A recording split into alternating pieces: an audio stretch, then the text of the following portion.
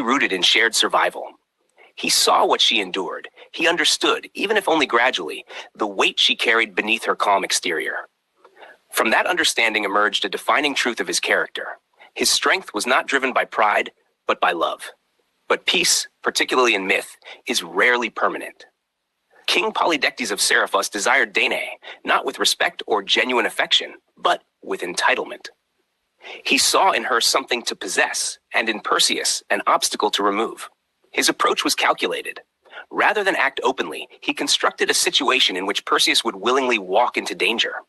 Under the pretense of a wedding, he demanded gifts, horses, from those around him.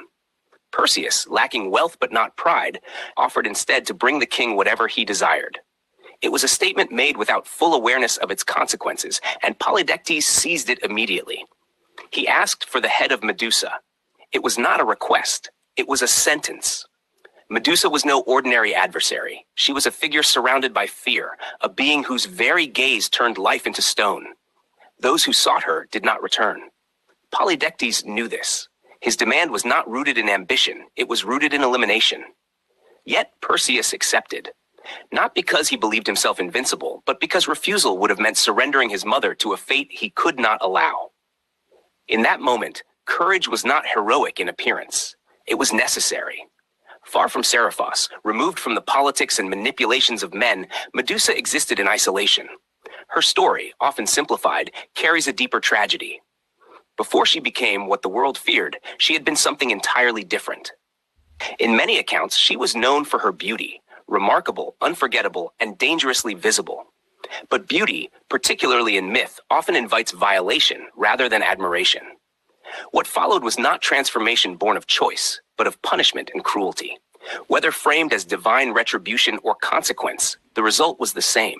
Medusa was altered into something unrecognizable, her humanity overshadowed by horror. Her hair became serpents. Her gaze became fatal. Her identity became singular. She was no longer seen as a person, only as a threat. The deeper tragedy lies not only in her transformation, but in her erasure. The world did not remember who she had been. It remembered only what she had become. She was exiled, not just physically, but narratively, reduced to a function within stories rather than a life that had been disrupted. Her existence became defined by isolation. Surrounded by statues of those who had sought her out, she lived among silent reminders that no one could approach her without consequence. It is a haunting existence, powerful, feared, and entirely alone. And into that isolation came Perseus. Their meeting, often framed as a simple act of heroism, is anything but simple. It is not merely